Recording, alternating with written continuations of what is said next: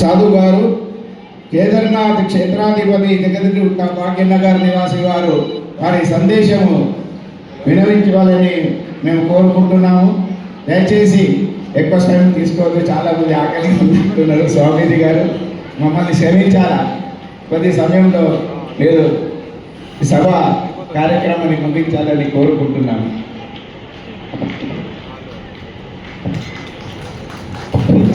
ఎక్కువ సమయం మీరు చాలా సమయం నుంచి మాట్లాడుతున్నప్పుడు పురాణాల గురించని ఇతిహాసాల గురించని మాట్లాడినప్పుడు చాలామందికి కథల్లాగా అనిపించాయి.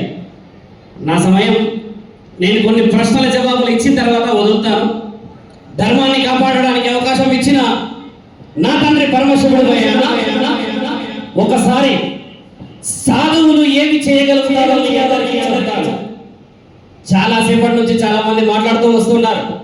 మా ధర్మం చాలా గొప్పదని. ఎలా గొప్పదయ్యిందమ్మా మా ధర్మం? మన ధర్మం ఎలా గొప్పదయ్యింది మీ అందరికీ తెలుసా? ఈ లైట్ ఆఫ్ చేయండి, ఎందుకంటే మనం ఒకరిని చూసుకొని మాట్లాడుకుంటే బాగుంటుంది కదా. నిజమే కదా? హావాభావాలు లేకుండా మాట్లాడుతూ ఉంటే ఇది సభ ఎలా అవుతుంది? మరి మీరందరూ ఈరోజు ఆర్ఎస్ఎస్ వాళ్ళు చేస్తున్న అంటే 100 సంవత్సరాలని పూర్తి చేసుకున్న ఒక తరుణం గురించి భోజనాలు భోజనాలు భోజనాలు అని ఇక్కడ ఉన్న మహానీయుడు మాట్లాడుతూ ఉన్నాడు. ఒకసారి ఆలోచించండి, 100 సంవత్సరాల క్రితము ఆయన గారు చేసిన మహాప్రయత్నంలో ఎన్ని ఆకలి లేని రోజులు గడిపిండొచ్చు. ఈ పూట కోసం మీరందరూ తినాలి తినాలి తినాలి అంటున్న మిత్రులారా, ఏ పోతరా ప్రాణం పోనివ్వండి. పుణ్యభూమి ఇది, వేద భూమి ఇది. ఛత్రపతి శివాజీ ప్రాణాలు అర్పించిన మహా సంస్కృతి నా వేద భూమి. ఈ ప్రాణం గురించా ఆకలి ఆకలి ఆకలి అంటున్నాడు ఈయన గారు. ఆకలి ఎలా అవుతుందో మేము చూస్తాం ఇంకొక 10 నిమిషాలు. నా శాసనాన్ని కాపాడడానికని, నా ఇతిహాస పురాణాన్ని కాపాడడానికని అక్కడక్కడ ఆడపిల్లలని మానభంగం చేస్తూ ఉంటే ఇక్కడ భోజనం తినాలా మనందరము? ఒకసారి ఆలోచించారా? ఆడపిల్లలని వికృతంగా వారికి కావలసిన కామవాంఛ తీర్చుకోవడానికని పశువులలాగా ప్రవర్తిస్తూ ఉంటే ఇక్కడ భోజనం గురించి కూర్చున్నామా? నా జాతిని కాపాడుకునే హక్కు లేదా మనకి? మన ధర్మాన్ని కాపాడుకునే హక్కు లేదా మనకి? మన శాసనాన్ని, ఇతిహాస పురాణాలని, తాళపత్రాలని కాపాడుకునే హక్కు లేదా?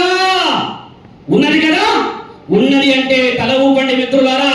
నా పేరు ఇంతవరకు మీ సభలో కరెక్ట్ గా పలకలేదు ఎవరు. వస్తున్నప్పటి నుంచి చూస్తూ ఉన్నా. నా పేరు శివరుద్ర సాధువు.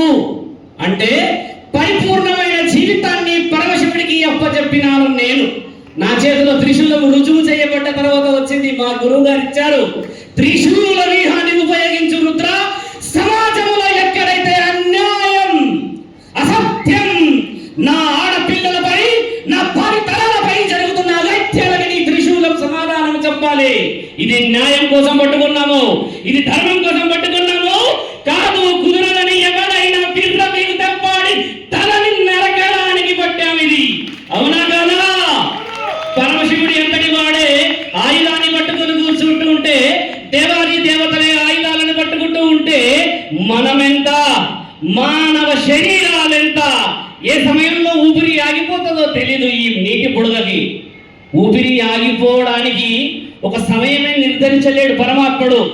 కానీ భవిష్యత్తు ఇలా ఉంటుందని కారణ జన్మలను పుట్టించాడు పరమాత్ముడు. ఒప్పుకుంటారా? ఎన్నో సంవత్సరాల క్రితం మాట. ఛత్రపతి శివాజీ మీ అందరికీ తెలిసిందేగా, శంభాజీ గారు మీ అందరికీ తెలిసిందే కదా. వాళ్ళు పుట్టక ముందు ప్రపంచం ఎలా ఉందో ఒక మాట చెప్తాను. వాళ్ళు పుట్టక ముందంతా అధర్మం, అన్యాయం, పైశాచికత్వం, నీవెంత గొప్పవాడివి, నేనెంత గొప్పవాడిని అని చెప్పుకోవడం.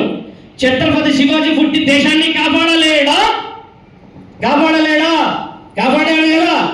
ఎలా కాపాడాడు? ఛత్రపతి శివాజీ ఎలా కాపాడాడు దేశాన్ని? వీరత్వంతో కాపాడా? బాగా గమనించండి నా ప్రశ్న. వీరత్వంతో ఛత్రపతి శివాజీ సమాజాన్ని కాపాడా? మీ అందరికీ తెలిసి కాపాడిందని తెలుసు కదా. ఒక్క మాట ఆలోచించండి. ఛత్రపతి శివాజీని ఎవరు కాపాడారు? ఆయన మనందరినీ కాపాడాడు. ఆయన మన